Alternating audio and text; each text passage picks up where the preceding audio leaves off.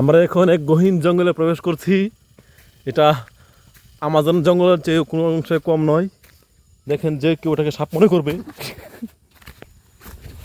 কি ভয়ানক অবস্থা। আমরা একটা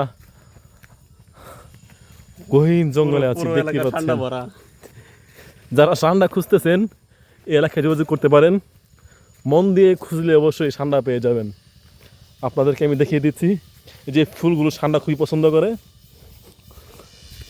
যেহেতু এই ফুলগুলো এখানে আছে, অবশ্যই সান্ডা এখানেই আছে। একটু মন লাগিয়ে খুঁজতে হবে। এই যে সান্ডা খুঁজে যারা এখন ব্যস্ত, দেখতে পাচ্ছেন। কহিলের ছেলের জন্য সান্ডা খুঁজতেছি। আমরা এখন খুব একটা ভয়ানক জঙ্গলের মধ্যে আছি।